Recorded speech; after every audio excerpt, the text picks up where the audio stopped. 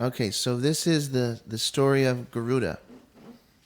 This is from the Adi Parva Mahabharata.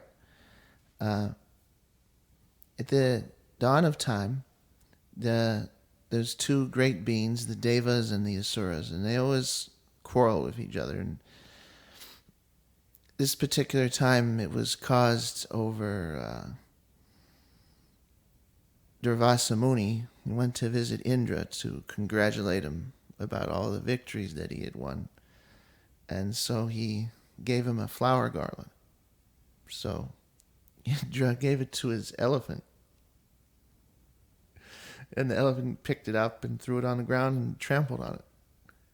And so Durvasa was really angry at Indra. And he cursed him. And so the gods were kind of at a loss. And so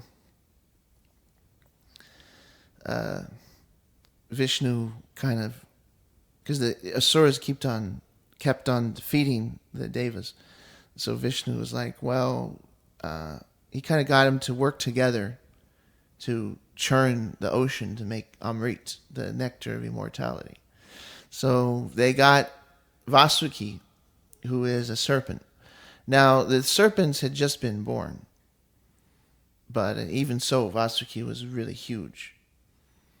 And so the demons grabbed him by the head, and the devas grabbed him by the tail. But Vasuki is a fire-breathing serpent, and so when they grabbed him by the head, all the demons got scorched.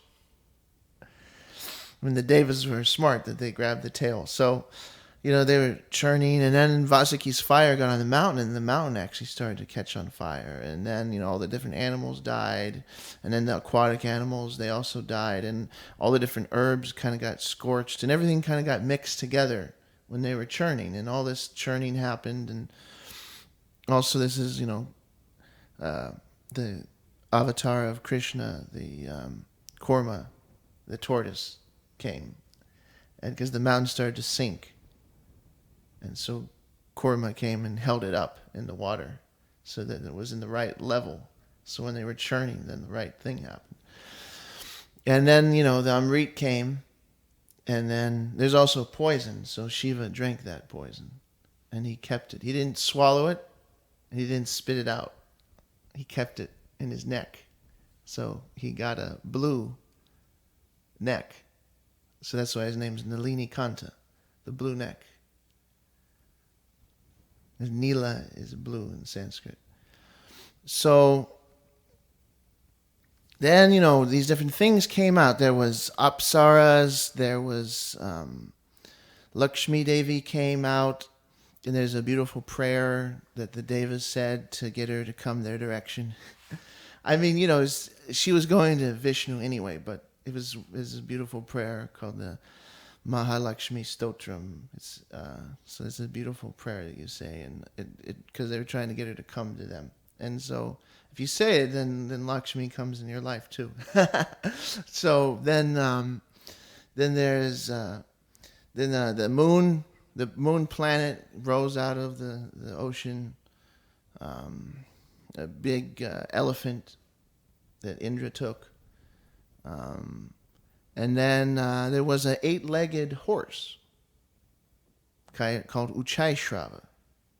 Now, interesting, in the Norse mythology, they believe that Odin has an 8-legged horse called Sleipnir. So it's interesting. It's kind of like a universal concept. So yeah, this 8-legged horse came, and this is the crux, because what happened was there was 2 wives of Kashyap. Kadru and Vinata. Now, Vinata was the mother of the birds, and Kadru was the mother of the serpents. Now, Garuda was a very beautiful, powerful being, and he was the son of Vinata. Now, Kadru was the mother of serpents. And so she was kind of jealous of Kadru. Kadru was kind of jealous of Vinata.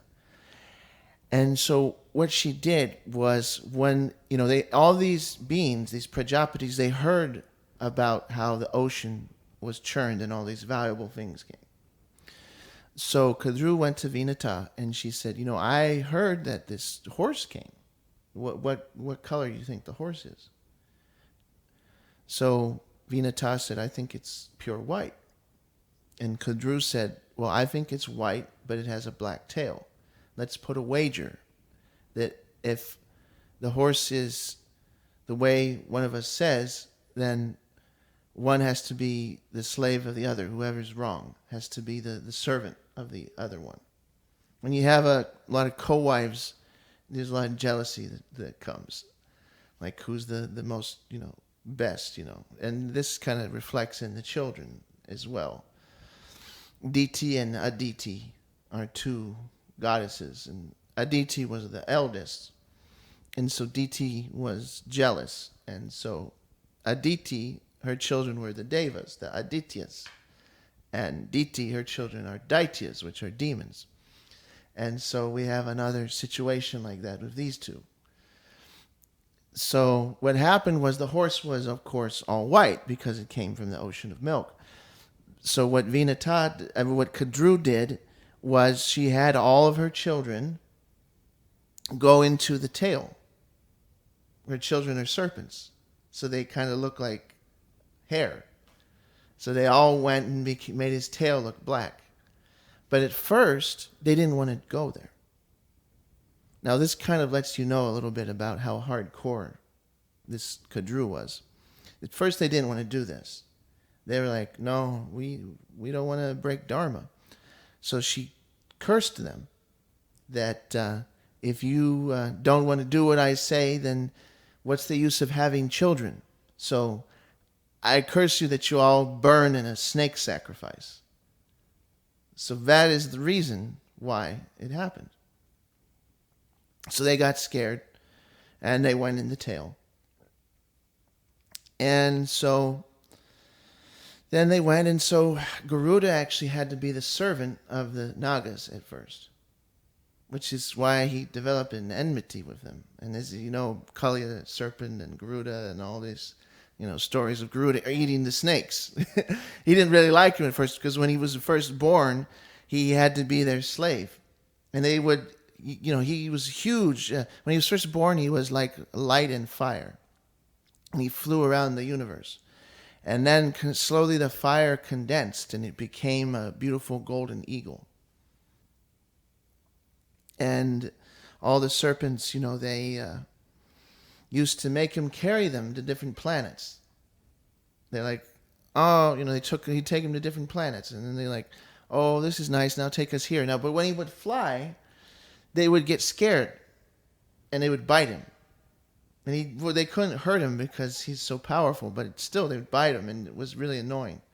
And finally he had enough, and he went to his mother, because he was too small to remember when the wager happened. He said, why do we have to do whatever the serpents say? And she explained how they had lost the wager. So Garuda went to the serpents, and he said, tell me something I can do, some task, some chore, something that will make it so I don't have to be your serpent, as your slave anymore.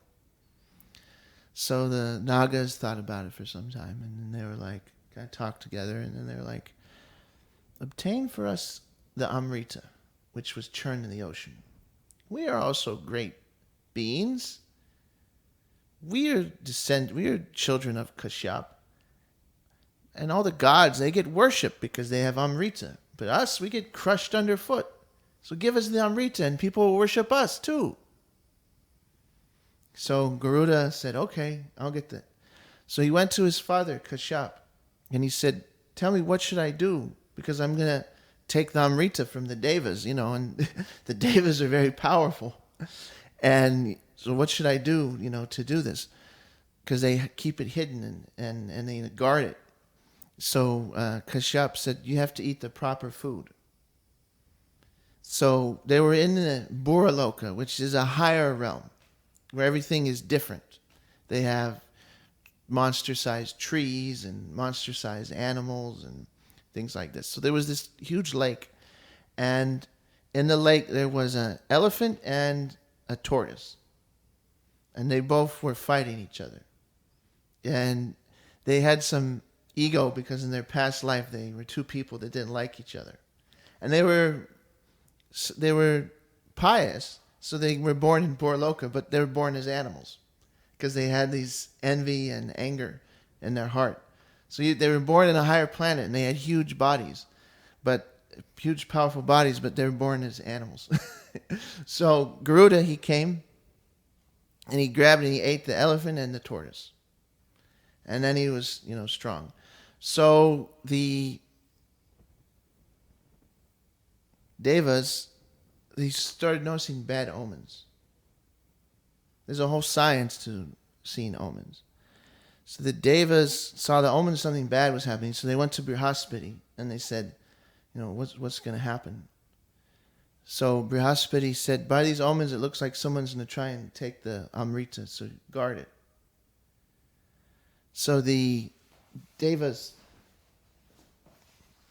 I get in the battle mode, and I have to kind of... So the Devas, they got to all their weapons, and they made a special room, and they hid the Amrita in there. And Indra went to Brihaspati. He said, why is it that, this is happening? Why? And then Brihaspati reminded him, this is the story of why Garuda was born in the first place, why he challenged Indra. Everything has a reason. It's interesting. There's reasons and reasons and reasons, and everything has a reason. The Mahabharata is just filled with reasons why things happen. So one time Kashyapa was doing a yajna, so everybody wanted to help. So, Kashyapa is the father of Indra, so Indra grabbed a huge mountain of wood, as much as he could carry. Because, you do a yajna, you need wood. So everybody wanted to help. So Indra's like, I'll bring wood. So there was these little sages called the Valakilis, and they're as big as a thumb. And they wanted to help too. So all of them together, they did a lot of tapasya, and so they weren't strong in the first place, and they were tiny. So there's about 5 or 6 of them. They're all holding a leaf, single dry leaf. And they had got stuck in the hoof print of a cow in the mud. And they were stuck. And so Indra was walking by, and he sees these little sages with the leaf. He's carrying this huge amount of wood. And he looks down and he just starts to laugh at him. Because, it's these little sages.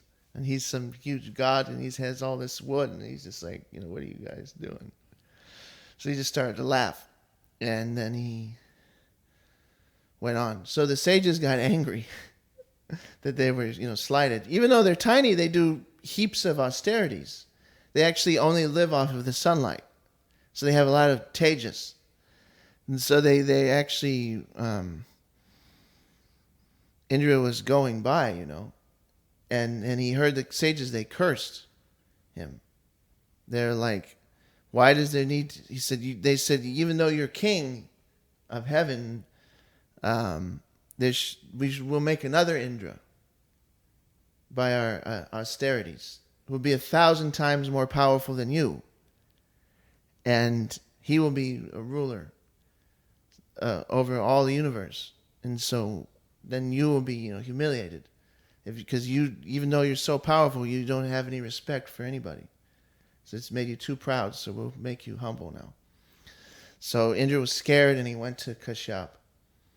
And so Kashyap went to the Valakilis, and he says, Lord Brahma has arranged the universe. And the current Indra that we have is the Indra that there is. And by you making another Indra, it will cause chaos in the flow of the universe. So you have to adjust that curse. And so the Valakilis, they said, then we'll make an Indra amongst birds. And he still will be 1,000 times more powerful. And he will fight with Indra and humble him. So that was Garuda. Now, even though Garuda is an eternal associate, still there's reasons why they come. There's a Leela involved. Garuda is an eternal associate. He carries Vishnu, even in the spiritual world. So when he comes in the material world, then there's something going on. There's also Ananta Sesha. He was Vasuki's older brother. And he was going to be king of all serpents. But he renounced his kingdom, and he did tapasya. And then Vishnu chose him to be his bed. So even though, he's a spiritual person, they come into this world. He's a spiritual personality, like Sankarshan. I mean, but he comes in the world, and then he sets an example for us. Like he does, he renounces material things, and then he does praise to God with devotion, and then he becomes his servant. And that's what we're supposed to do. But that's, so they come here and they set this example, even though they're like eternal. They come and they set an example just for us. So when, Indra heard this, he's still, he's a Kshatriya. They're not going to back down, even though he knows, So all these different gods, they gathered together with weapons and armor, and they had a fortress built, like a safe, and they kept Amrita in there and had guardians and all this stuff. So they built a kind of like vault, and then it was surrounded by a huge fire. And then there was all the gods were around it with their weapons. And so the first thing Garuda did when he came was he made a huge dust storm with his wings. And nobody could see anything. And then he came and he bit and clawed and grabbed all these and hit them with his wings, and everybody was getting thrashed up and tossed around and beat up and bloodied up, and Indra, everybody, they just got totally beaten in no time. Everyone tried to fight him, and they just get taken out. So then the gods kind of like ran away. So then Garuda saw the fire. So he grew a bunch of heads. And he went to the Akshaganga, which is the upper. There's the Akshaganga flows in the Swarga. And then it comes down to the earth. And then there's a whole story how it came and everything in the Ramayana. But there's a Ganga in Swarga too. So he went there and he drank up all the water, and then he spit it like a fire hydrant and put the fire out. And then he went inside, and there was this spinning wheel with 100 spokes, and each spoke was a blade, and he had to get through that. But because he had all these cities, he got really microscopically small, and then flew through the gap. And on the other side, there was these two horrendous guardians. They're like giant serpents. And these ones were so bad that they even look at you, you catch on fire. But Garuda came real swift, and they couldn't see him, and then he got them. And then he got the Amrit, and then he kicked the wheel from the other side and busted it up and flew away. So as he's flying away, Indra came with his thunder. And he said, "I'll show you." And he threw his, thunderbolt and hit Garuda on the wing. But it made one feather fall. And Indra was amazed, I shoot this weapon, And Garuda, he said, "How is it you're so strong?" He said, "Actually, I dropped a feather because I wanted to give some respect to Dadichi Rishi, whose bones it was that made that the Vajra. Actually, I didn't even have to drop a feather." And then he flew off. So as he was going, he met Vishnu. And Vishnu said, "I'm very impressed." So then he asked him if he would be his carrier. So then Garuda's like, "Oh, yeah." So, Garuda went, and he was going to give the Nagas some thing, but Indra met him. And Indra was like, these Nagas, they can't have this Amrita.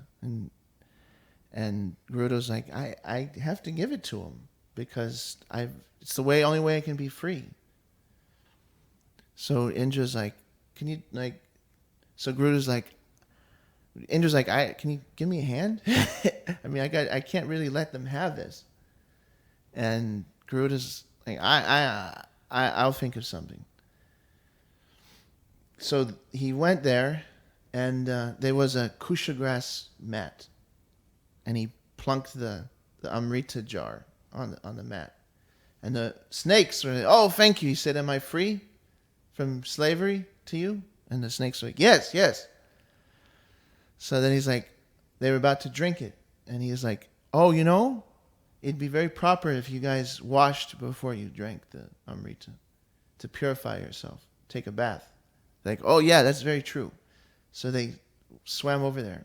And while he's gone, Indra was kind of watching. And Garuda kind of like looked the other way, and Indra grabbed the nectar and ran off. Because Garuda was free, so he didn't have to, interfere. And they came back and like, oh man, what happened? He said, Indra came and took it. I couldn't stop him. I was so tired from fighting. So then the serpents, they actually started to lick the kusha grass mat because some drops fell on the kusha. But they got absorbed as soon as they hit, so they say that it's very special grass. Anyway, because the serpents licked up the kusha grass, it's called sword grass. And it's very sharp, actually. You can cut your finger if you run it on the kusha. So the thing is that it cut their tongue. So if you look at serpents now, they have a forked tongue. So that's the story of Garuda.